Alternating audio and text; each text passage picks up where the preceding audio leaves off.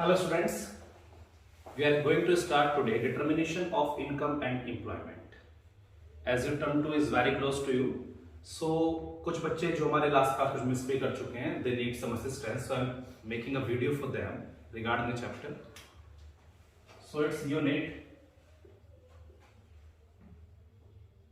determination of income and employment.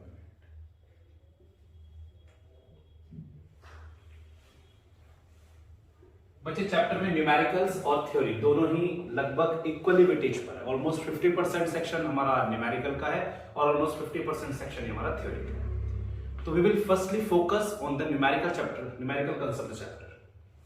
So we are starting with कुछ basic चीजें जो आपको पता होनी चाहिए न्यूमेरिकल करने से पहले। फर्स्ट इज एग्रीगेट डिमांड, जिसे हम बोलेंगे एडी, एग्रीगेट डिमांड। बच्चे एग्रीगेट डिमांड क्या होता है? As per cage, according to Keynes जो एक इकोनॉमिस्ट हैं, उन्होंने बोला है कि इंसान दो तरह की डिमांड करता है। एक डिमांड तो कंजम्पशन के लिए होती है और एक डिमांड होती है इन्वेस्टमेंट के लिए। तो केन्स के अकॉर्डिंग जो एडी है वो C प्लस I है, जहां where C is consumption, demand, consumption demand, और I means investment. So if somebody asks you about aggregate demand, then what you will say? Only aggregate demand means consumption demand and investment demand. So AD has two components. Further, aggregate supply. Aggregate supply means AS. Aggregate supply का मतलब होता है प्यारे बच्चों total output. Aggregate supply का मतलब क्या होता है? Total output. और टोटल आउटपुट को तो आप नेशनल इनकम भी बोलते हैं। आप लोगों ने नेशनल इनकम में पढ़ा था GVAMP, gross value added at market price. तो total output means gross value added.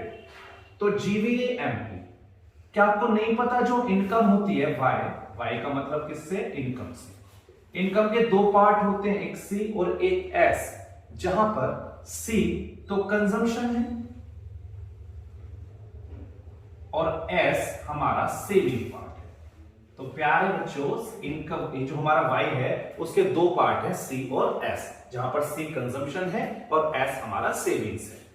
अब आपको एक छोटी सी चीज याद दिलाता हूं। जब क्लास 11th में थे तो हमने एक चीज पढ़ी थी, इक्विलिब्रियम प्राइस, और आपको याद था जिस प्राइस पर डिमांड सप्लाई के इक्वल होती है, जिस प्राइस पर डिमांड सप्लाई के इक्वल होती है उसे हम इक्विलिब्रियम प्राइस बोलते हैं। और आप कुछ ऐसा किया करते थे, it is somewhere supply curve and it is demand curve. तो जहां पर ये एक दूसरे को इंटरसेक्ट किया करते थे वहां पर डिटर्मिनेशन होता था इक्विलिब्रियम प्राइस का। तो ऐसा था equilibrium price. It was a micro concept, ये माइक्रो में। यहां पर क्या होगा? मैक्रो में यहां होता है इक्विलिब्रियम लेवल ऑफ इनकम, यहां होता है इक्विलिब्रियम लेवल ऑफ इनकम। तो इक्विलिब्रियम लेवल ऑफ इनकम क्या होता है? जहां पर एग्रीगेट डिमांड एग्रीगेट सप्लाई के इक्वल होती है, जहां पर एग्रीगेट डिमांड एग्रीगेट सप्लाई के इक्वल होती है। अब बच्चे आपने अभी तो पढ़ा एडी तो C प्लस I होता है। एडी क्या होता है? C plus I। और AS क्या होता है? C plus S। AS क्या होता है? C plus S।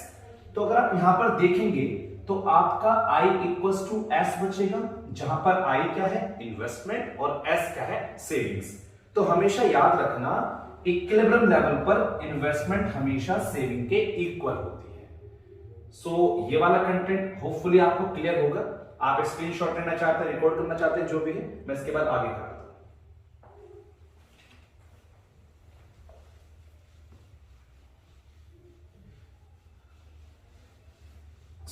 अभी तक हमने देख लिया एग्रीगेट डिमांड क्या है, एग्रीगेट सप्लाई क्या है। अब मैं क्वेश्चन में आगे बात करूंगा चीजों में। अगला एक टॉपिक है बच्चे, that is consumption function. Consumption function. देखो आप सभी इंटेलिजेंट बच्चे हो, ऐसा तो है नहीं कि आप कंजम्पशन पहली बार पढ़ रहे हैं। कंजम्पशन क्या होता है? कंजम्पशन डिपेंड करता है इनकम पर। अगर इंसान की इनकम ज्यादा है तो कंजम्पशन भी ज्यादा होते हैं, और इनकम कम है तो कंजम्पशन भी कम होते हैं। तो कंजम्पशन किस पर डिपेंड है? इनकम पर। तो इनकम और consumption are related to each other, so the functional relation between these two is known as consumption function. तो मैं यही बात यहां पे लिख सकता हूं, consumption depends upon income. The functional relationship between consumption and income is known as consumption function.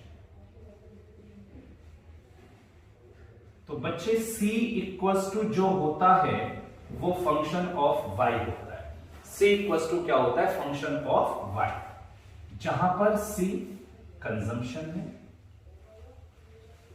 F function है और y लेवल ऑफ इनकम है। y लेवल ऑफ इनकम है। तो I think you got it, what is consumption function. ये दो तरह का होता है बच्चे।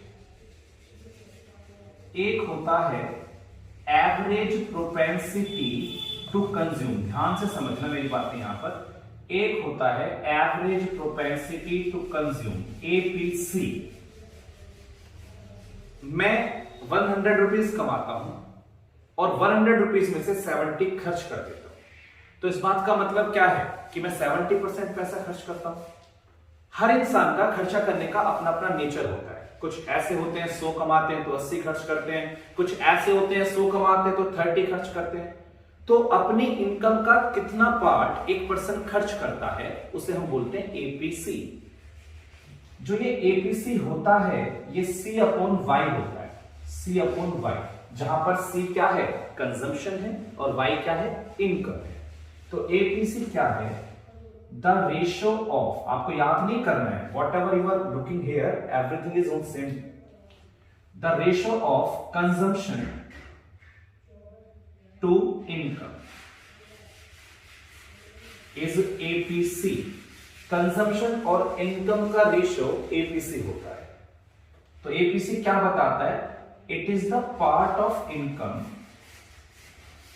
It is the part of income which is spent on consumption। ये हमारे इनकम का वो हिस्सा है जिसे हमने कंजम्पशन पर खर्च किया है।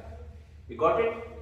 Now the next thing is marginal propensity to consume।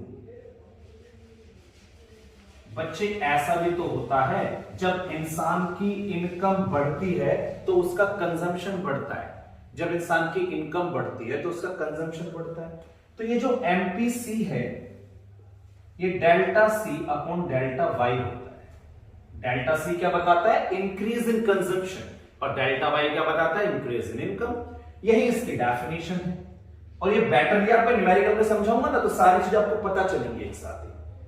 तो the ratio of change in consumption to change in income is MPC. The ratio of change in consumption to change in income is MPC. आप एक बार इसको note कर सकते हैं और we can have a screenshot.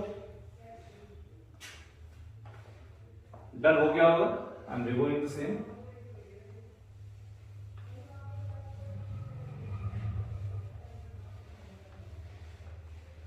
तो बच्चे आपने कंजम्पशन फंक्शन देखा, आपको समझ में भी आ गया होगा कंजम्पशन फंक्शन क्या है। अब कंजम्पशन फंक्शन के बाद हमारा नेक्स्ट फंक्शन होता है सेविंग फंक्शन। सेविंग फंक्शन प्यारे बच्चों, जैसे कंजम्पशन डिपेंड था इनकम पर, ऐसे सेविंग भी तो इनकम पे डिपेंड करती है। इंसान की इनकम कम होगी तो बेचारा सेव ही कहां से कर पाएगा वो, और इनकम ज्यादा होगी तो सेव कर सकता है वो। तो सेविंग सेम लाइन में यूज करूंगा जो मैंने पीछे लिखा था। Saving depends upon income. Saving भी इनकम पे डिपेंड करती है, तो मैं यहां पर वही बात बोलूंगा, the functional relationship between saving and income is saving function. Saving और इनकम के बीच जो भी फंक्शनल रिलेशन है उन्हें हम सेविंग फंक्शन बोलते हैं। तो s equals to function of y, जहां पर s आप जानते हैं सेविंग्स है, f हमारा फंक्शन है और y हमारी इनकम है। कोई समस्या नहीं होगी आपको यहां तक, एवरीथिंग इज ओके। बच्चे ये भी दो तरह का होता है, जस्ट लाइक कंजम्पशन, जैसे average propensity to save, that is known as APS, and the next is marginal propensity to save, that is MPS। अपनी इनकम का कितना पार्ट हम सेव करते हैं उसे हम बोलते हैं एपीएस। तो जैसे एपीसी सी अपॉन वाई था तो एपीएस एस अपॉन वाई होता है, यानी कि सेविंग अपॉन में कंजम्पशन। तो यही इसकी डेफिनेशन है, the ratio of savings to income, the ratio of savings to income, it is the part of income, ये हमारे इनकम का वो हिस्सा है which is not spent on consumption, जिसे हमने कंजम्पशन पर खर्च ना करके बचा लिया। ये हमारी इनकम का वो हिस्सा है जिसे हमने कंजम्पशन पे ना खर्च के बचा लिया, वही तो सेविंग होती है। अब अगर बात की जाए मार्जिनल प्रोपेंसिटी टू सेव, जैसे MPC delta C upon delta Y था, ऐसे ही MPS delta S upon delta Y होना चाहिए। डेल्टा एस आप समझ ही गए होंगे, चेंज इन सेविंग्स, और डेल्टा वाई भी समझ गए होंगे, चेंज इन इनकम। तो बेटा यही इसकी डेफिनेशन है, the ratio of change in savings to change in income is MPS। तो बच्चे हमारा सेविंग फंक्शन भी इसी के साथ कंप्लीट हो गया और हमारा कंजम्पशन फंक्शन भी कंप्लीट हो गया। आप इसे फटाफट से स्क्रीनशॉट लो या फिर नोट कर लो, जो भी है मैं बता रहा हूं उसको अभी।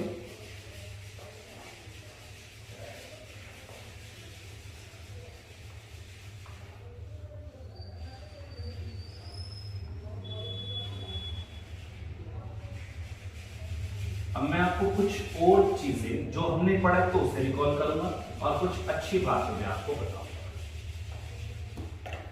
देखो बेटा, आप लोगों ने क्या देखा? आप लोगों ने देखा कि वाई सी प्लस एस होता है, इनकम कंजम्पशन और सेविंग की इक्वल होती है। आपने देखा इक्विलिब्रियम लेवल पर सेविंग इन्वेस्टमेंट की इक्वल होती है। फिर आपने पढ़ा एपीसी सी अपॉन वाई होता है तो एपीएस एस अपॉन वाई होता है। आपने पढ़ा MPC delta C upon delta Y है तो MPS delta S upon delta Y. ये वो बातें हैं जो आपने अभी तक पढ़ी, ठीक है। अब हम इसके आगे कंटिन्यू करते हैं। आप नेक्स्ट चीज समझना, देखिए relation between APC and APS, बहुत ध्यान से समझना इसको। देखो बच्चे, एपीसी और एपीएस दोनों मिलके एक बनाते हैं। एपीसी और एपीएस दोनों मिलके एक बनाते हैं क्योंकि एपीसी सी अपॉन वाई होता है, एपीएस एस अपॉन वाई, ये हमने जस्ट पढ़ा। अगर आप चेक करेंगे वाई एलसीएम आ गया यहां से, तो ऊपर हमारा सी प्लस एस हुआ और सी प्लस एस किसके इक्वल होता है? वाई के। तो यानी कि मैं बात तो ठीक कह रहा हूं।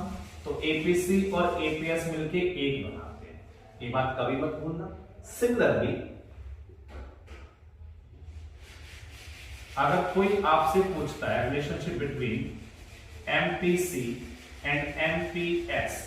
तो प्यारे बच्चों ये दोनों भी मिलके एक बनाते हैं, क्योंकि MPC delta C upon delta Y और MPS delta S upon delta Y। तो नीचे डेल्टा Y, ऊपर delta C plus delta S, जो फिर से Y के इक्वल हो जाएगा। तो ये दोनों मिलके भी एक बनाते हैं। तो मैं इन बातों में दो बातें और लिख दूं कि APC और APS ने मिलके एक बनाया और MPC और MPS ने मिलके भी एक बनाया। तो till now we are not facing any problem. So now we will do a single numerical which is based on APC, APS, MPC, MPS. तो बस इस लास्ट न्यूमेरिकल पे हम थोड़ा फोकस करेंगे अभी at the end of the lecture. So somewhere you are given income Y, then you are given consumption, that means C, और question आपसे पूछता है APC बताओ, APS बताओ, MPC बताओ और MPS बताओ। ऐसा कुछ क्वेश्चन आपसे जानना चाह रहा है। आपको इनकम दी है 0, 50, 100, 200, it is 30, it is 60, then 100, then 160। ये सेविंग का कॉलम मैंने बना दिया, वो आपके ऊपर डिपेंड करता है। अब आप ध्यान से सुनना, अगर मैं आपके सामने क्वेश्चन लाता हूं कि क्या जीरो इनकम पर कंजम्पशन होता है, तो आप में से बहुत सारे बच्चे कहोगे सर नहीं होता। लेकिन बेटा कंजम्पशन तो होता है। जब कोविड में कुछ टाइम के लिए परमानेंट लॉकडाउन हो गया था, तो क्या लोगों ने खाना बंद कर दिया था? इनकम तो बंद हो गई थी, लेकिन खाना तो किसी ने बंद नहीं किया। तो कंजम्पशन तो हो रहा था, लोग अपनी सेविंग में से निकाल लेते। और अगर किसी के पास सेविंग नहीं भी है तो गवर्नमेंट तो कंज्यूम कराएगी लोगों को, गरीबों को। गवर्नमेंट तो कहीं ना कहीं से मैनेज करती है। तो जीरो लेवल पर भी कंजम्पशन होता है, ये बात कभी मत भूलना। और जो जीरो लेवल पर कंजम्पशन होता है, जीरो लेवल पर जो कंजम्पशन होता है वो जीवित रहने के लिए होता है। उसका नाम ऑटोनोमस कंजम्पशन है। उसका नाम क्या है? Autonomous consumption. ये बात मैं हालांकि करना नहीं चाह रहा था, लेकिन जस्ट मैंने आपको बता दिया। कभी आप ये बोलो कि सर जीरो पे कंजम्पशन कैसे पॉसिबल है? होता है। अगर इकोनॉमी कुछ टाइम पे इनकम जनरेट ना करे तो भी खर्चे तो करते हैं। गवर्नमेंट ने सरकारी स्कूलों के थ्रू ही खाना बंटवाया, लेकिन बंटवाया था। अब आपको मुझे देखो यहाँ पे क्या निकालना है? एपीसी। आप मेरे अकॉर्डिंग करोगे तो ज्यादा बेटर रहेगा आपके लिए। एपीसी सी अपॉन वाई, आपके पास सी भी है, आपके पास वाई है। तो 30 अपॉन 0 तो आप क्या ही निकालोगे, वो इंफिनिटी आएगा। आप इंफिनिटी या डैश कुछ भी यूज कर सकते हो, उसमें कोई दिक्कत नहीं। C upon Y 60 upon 50, 60 upon 50 1.2, 100 upon 100 that means 1, और 160 अपॉन 200 दैट मीन्स 0.8। और आप सभी इंटेलिजेंट बच्चे, आपको यहाँ पे कोई दिक्कत लग भी नहीं रही होगी कि हम इजीली इसको कैलकुलेट कर सकते हैं। अब अगर आप यहां पर एपीएस निकालना चाहते हैं, या तो आप एस अपॉन वाई कर लो, नहीं तो एपीसी और एपीएस ने मिलके एक भी तो बनाया है। ये दोनों मिलके एक भी तो बनाते हैं। तो मैं ये भी तो कह सकता हूं एपीएस 1 माइनस एमपीसी होता है, एपीएस 1 माइनस एमपीसी होता है। देखो इनको तो आप डैश छोड़ दो, क्योंकि निकालने की जरूरत नहीं, यहां पे डैश छोड़ सकते हैं। अगर ये 1.2 है तो ये माइनस का 0.2 नहीं होना चाहिए क्या? क्योंकि दोनों मिलके एक बनाते हैं। या फिर आप ऐसे देख लो, देखो 1.2 है, आप देखो 1 माइनस 1.2 तो माइनस का 0.2 ही बचेगा। ये 1 है तो ये 0 है, और ये 0.8 है तो ये 0.2 है। रीजन फिर से बता रहा हूं कि दोनों मिलके एक बनाते हैं। अभी हमने पढ़ा MPC delta C upon delta Y और MPS delta S upon delta. लिखा हुआ है delta C change in consumption है और delta Y change in income है। आप देखो जब इनकम 0 से 50 हुई, जब इनकम 50 बढ़ गई तो कंजम्पशन 30 से बढ़ के 60 हुआ। तो कंजम्पशन बढ़ा 30, यहां पर आप देख सकते हैं कंजम्पशन बढ़ा 30 और इनकम बढ़ी 50, तो 0.6। यहां इनकम फिर से 50 बढ़ी, कंजम्पशन 40 बढ़ा, आपको नजर आ रहा होगा, तो 0.8। यहां इनकम 60 बढ़ी और कंजम्पशन 100 बढ़ा, देख रहे होगा आप। इनकम 60 बढ़ी, सॉरी कंजम्पशन 60 बढ़ा और इनकम 100, कंजम्पशन 60 इनकम 100, तो 0.6। क्या ये दोनों मिलके एक नहीं बनाते एमपीसी और एमपीएस? तो ये 0.6 है तो 0.4, 0.8 है तो 0.2, 0.6 है तो 0.4, क्योंकि दोनों मिलके एक बनाते हैं। यहां कोई दिक्कत नहीं है आपको। अब आप यहां से सेविंग देखो, मैं इसकी हालांकि जरूरत नहीं थी लेकिन मैं फिर भी पढ़ा रहा हूं तो बता देता हूं। अगर इनकम में से कंजम्पशन जाएगा तो सेविंग बचेगी। जीरो इनकम है, कंजम्पशन 30 है तो -30। 50 इनकम, कंजम्पशन 60, -10। 100 इनकम, 100 ये 0। 200 इनकम से 60 ये 40। आप S अपॉन वाई से निकाल सकते थे इसको अगर आपका मन करता है तो। S अपॉन वाई -10 अपॉन में वाई कितना है 50, तो -10 अपॉन 50। बताइए आप क्या -0.2 नहीं आएगा? 0 अपॉन 100 यही आएगा, और 40 अपॉन 200 ये भी यही आएगा।